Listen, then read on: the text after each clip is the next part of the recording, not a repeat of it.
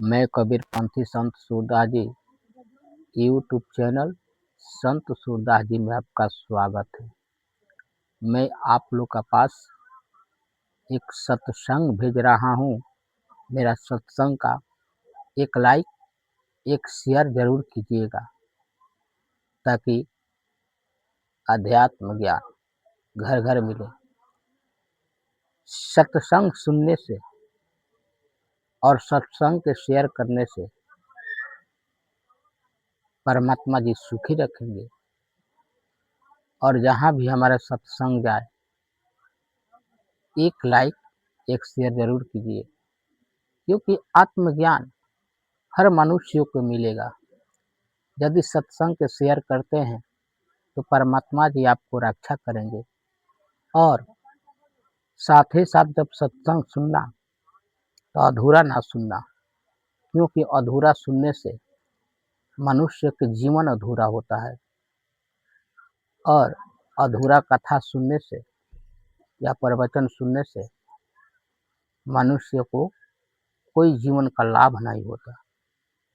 इसलिए जो भी कथा सुने, सत्संग सुने, पूरा सुने। सुनने से आपका कल्याण होगा, आपका उद्धार होगा।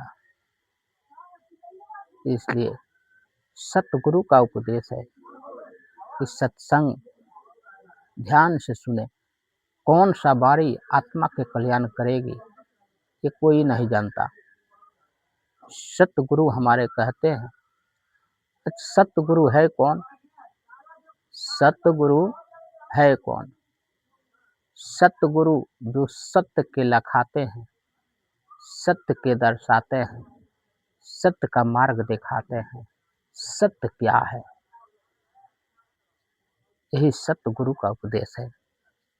सतगुरु का उपदेश पर जो चल दिए उनका उद्धार निश्चित है। सतगुरु कहते हैं कि संसार में मत भटको, बहकावा में मत जाओ, बस सत्य मार्ग अपना लो, सत्य बोलो। यही सतगुरु का उपदेश है। सतगुरु कहते हैं, लोग कहते हैं कि शिव गुरु जगत गुरु है, सतगुरु है। नहीं, सतगुरु कौन है? जो सत्य के लखाते हैं, सत्य को दर्शाते हैं। जैसे कहा गया है कि शिव ही सत्य है, सत्य ही शिव है। शिव ही सत्य है, सत्य ही शिव है। तो अंतर कहाँ है? सतगुरु तो यही दर्शाते हैं। तो सतगुरु और शिव में अंतर क्या है? ये अपना अपना भावना का अंतर है। इसलिए कहते हैं कि सत्यम शिवम सुंदरम, यानी शिव ही सत्य है। तो सतगुरु सत्य के ही दर्शाते हैं। हाँ, सतगुरु का यही उपदेश है कि मन के अपना काबू में कर लो। सतगुरु कहते हैं कि मन के अपना काबू में कर लो।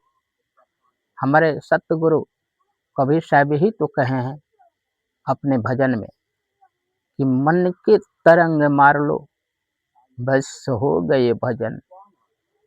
मन के तरंग मार लो, बस हो गए भजन। आदत बुरी सुधार लो, बस हो गए भजन। ये हमारे सतगुरु कबीर साहब कहते हैं। तो सतगुरु के बाणी के अपनाओ और सतगुरु के मार्ग पर चलो। क्योंकि मन क्या है? ये मन रूपी घोड़ा। मन रूपी घोड़ा पर जब यदि आप जाएंगे तो कहाँ गिराएगा घोड़ा कोई ठीक नहीं है। कहाँ गिरोगे वही ठिकाना नहीं है। तो क्यों मन रूपी घोड़ा पर सवार होना चाहते हो? मन के अपना वश में कर लो, मन के अपना काबू में कर लो। यही सतगुरु दर्शाते हैं। सतगुरु और शिव में खास कोई फर्क नहीं है। फर्क तो लोग भेदभाव ये जो लगाते हैं शिव चर्चा वालों ने, तो समझ लो कि इनका भक्ति क्या है, इनका भावना क्या है। यदि भक्ति में भावना हो गया तो भक्ति करने से कोई लाभ नहीं है। भक्ति में यदि मन में भावना हो तो भक्ति करने से कोई लाभ नहीं है। इसलिए भावना त्याग कीजिए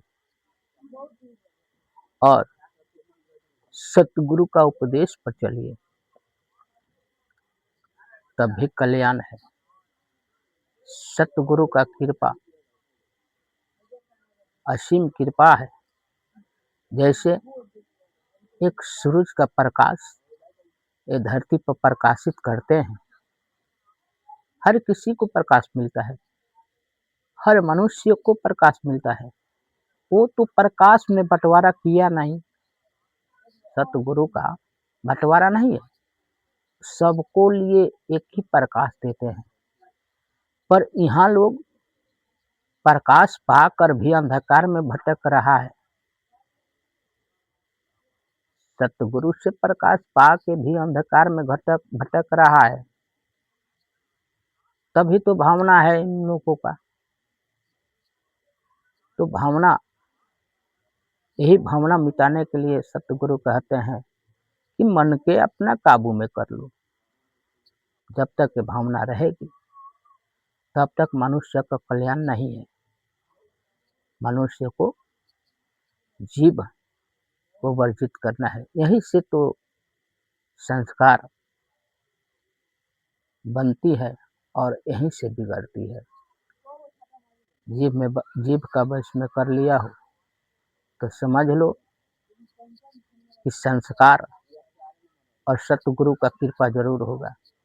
नहीं तो जीभ कहता है कि ये खा लो वो खा लो, यानी जैसा सेवन करोगे वैसे ही बलद होगा। तामसी करोगे तो तामसी होगा, तो तामस ज्ञान होगा। तामसी ज्ञान होगा तो मन के बढ़ावा होगा, मन के बढ़ावा होगा तो मनुष्य का कल्याण कहाँ से होगा। इसलिए सतगुरु का उपदेश पर ध्यान दीजिए। हमारे सतगुरु साहब कहते हैं कि मनुष्य को मानव कोटि में आने के बाद बहुत सा सारे कर्तव्य निभाने पड़ता है और मनुष्य अपने कर्तव्य से वंचित हो जाता है। आज हम सब देख रहे हैं कि एक दूसरे में इतना ईर्ष्या, इतना अहंकार है, इतना क्रोध है।